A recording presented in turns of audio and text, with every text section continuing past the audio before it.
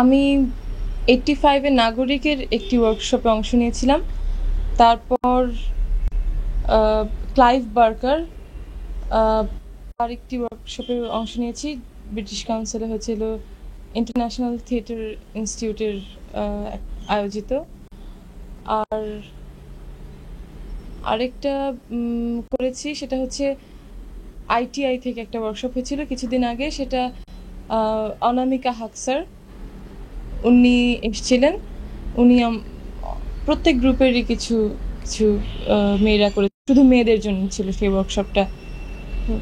এগুলোতে করেছি। তুমি যেটা করি সেটা হচ্ছে বারবার স্ক্রিপ্টটা পড়তে চেষ্টা পড়ি স্ক্রিপ্টটা, এবং সেখান থেকে অনেক কিছু বেরিয়ে আসে যে একটা ক্যারেক্টার, নাট্যকার ক্যারেক্টারটাকে কেন এনেছেন, তার কারণ কি নাটকে থাকার, সে কি করে, কেন করছে যা করছে। এবং সেখান থেকে কিন্তু ক্যারেক্টারের অনেক কিছু বেরিয়ে আসে। যেমন প্লাস স্ক্রিপ্টের মধ্যে লেখা থাকে যে ক্যারেক্টারটার কি পরিবেশ, হ্যাঁ, ডায়লগের মাধ্যমে বা কো আর্টিস্টের সব কিছুর মাধ্যমে আমরা জানতে পারি যে ক্যারেক্টারটা কি, মানে অনেক কিছু জানতে পারি। তো প্রথমে যেটা করি সেটা হচ্ছে ক্যারেক্টারটা, স্ক্রিপ্টটা বারবার পড়ি।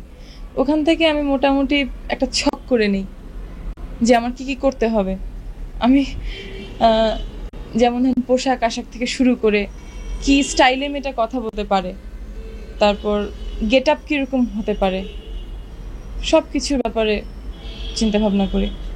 এটা একটা মজার ব্যাপার। সবাই মনে করেন যে আমার বাবা বোধহয় আমাকে পুরো নাটকটা মানে বাসায় ঠিক করে দেন, কিন্তু ব্যাপারটা তা না। কারণ আমার বাবা তার নিজের কাজ নিয়ে ভীষণ ব্যস্ত থাকেন।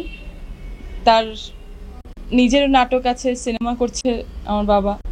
তো যেটা হয়, আমার মা খুব হেল্প করে, 1 নাম্বার। আর 2 নাম্বার হচ্ছে যে আমি মনে করি যে অন্যরা যারা অভিনয় করছে তাদের তো আমার বাবার মতন বাসায় সেরকম কেউ নেই যে দেখিয়ে দেবে ধরে ধরে। তো আমি কেন হেল্প ছাড়া পারবো না? আমার তো সেটা নেওয়ার প্রশ্ন ওঠে না। যার জন্য আমার বাবাও সেই জিনিসটা করে না। আমার বাবা বলে যে তুমি যা পারো, তুমি যা বোঝো, যেভাবে তোমার মনে হয় তুমি সেভাবে করো। হ্যাঁ, এমন যদি কিছু হয় যে একটা ডায়লগ আমি একেবারেই বুঝতে পারছি না, ডেলিভারিটা বা কিছু খুব প্রবলেম হচ্ছে, তখন আমার বাবার কাছে হয়তো গেলাম। কিন্তু সেটা খুবই রেয়ার, সেটা হয় না বললেই হয়। আমি নিজে চেষ্টা করি করার।